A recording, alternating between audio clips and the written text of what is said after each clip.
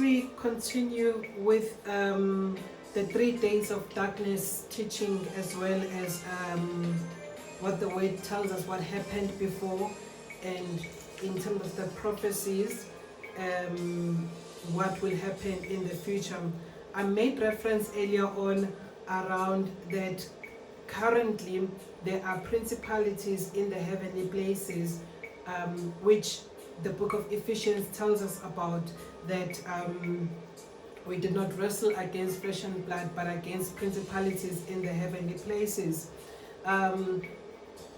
Daniel also make reference to these principalities, where it talks about that when he realized that the 70 years has been fulfilled, which the prophet Jeremiah had spoken about, that they would be in captivity in Babel for 70 years.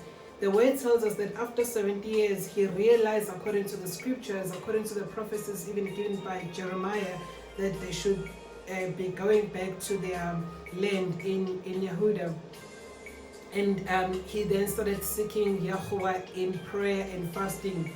The word tells us that, it's Gabriel, that it says that from the first day that you prayed, your prayer was heard by Aleph Beth, or by the Father in heaven, and the answer was dispatched.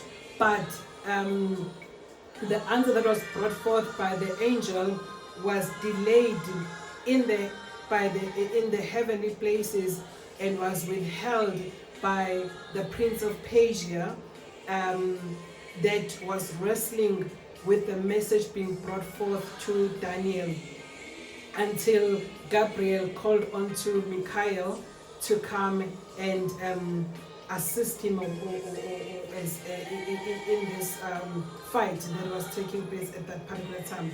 But we see that there are serious principalities that are in the heavenly places that are withholding the answers from coming to us. Hence, in the case of Daniel, had to pray and resist the enemy, not in our own power, not in our own abilities, but in the name of Yahusha, the Messiah, even as the word tells us that we need to put on the armor of Yahuwah.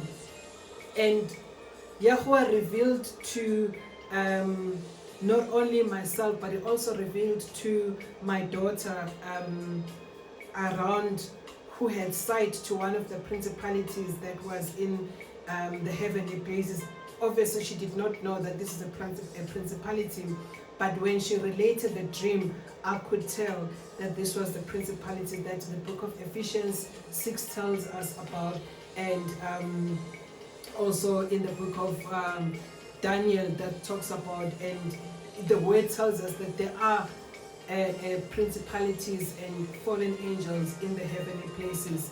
So she had a dream on the 14th of July, and in this particular dream she was at school, and then she says that her father appeared on a rocket ship and took her in, and together they went outside of the earth into the outer space. She says that they then saw something that looked like a cloud, which was fiery gold, like fire, but as in fiery gold on outside the earth, basically in the outer space. And on top of that, she said she saw a huge creature, and the creature was, because I was asking her to relate, what did you see, the colors, everything, because that's how when somebody tells a dream, you need to get that information. Anyway, she then tells us that this huge creature was golden, or was gold in color. It had hair that looked like dreadlocks, like dreads, and no harm to dreads. I have dreadlocks myself, and my daughter have dreadlocks herself, so it has nothing to do with it. But these dreads, she says, it was not the normal hair. These dreads were actually snakes or reptiles. So as you see, like the dreads is rolling down like this on your hair, that shape was actually snakes and reptiles in the form of hair, but it was not hair. It was actually those snakes and then reptiles. Similar what you would see with a Medusa.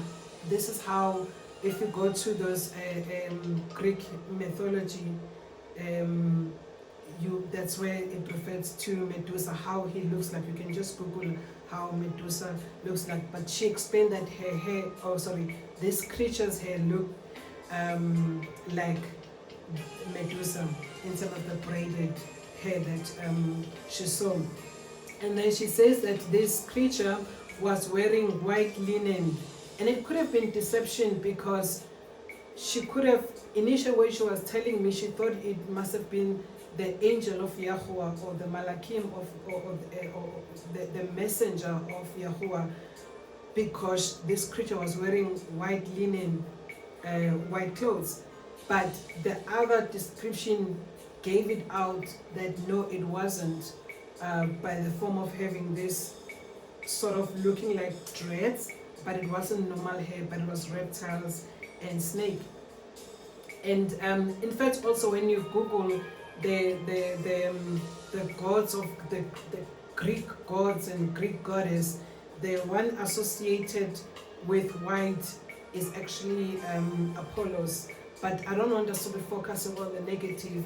The reality here is that Yahuwah, just like he said that in the last days, he will pour out his spirit on all flesh. Sons and daughters will prophesy. Men shall see visions. All men shall dream dreams. And maid servants and male servants, female servants and male servants will prophesy. He decided, Yahuwah, to give a vision of these principalities that are in heavenly places to an 11-year-old. And what she says that this creature was speaking, but she couldn't hear what this creature was saying. And then later, then she saw her brother, and then they both came back to earth. And she told people what she saw, and people did not believe her. That's the dream that she had on the 14th of July 2024, which happened to be a day before her birthday, before she actually turned 11. The dream that I had, also it was in July. It's interesting that all these three dreams happened in July 2024, and all of them had to do with principalities, or having sight, having vision, Yahuwah revealing to us principalities that are in the heavenly places. So on the 21st of July 2024, which was this year, I had a vision where I saw the clouds.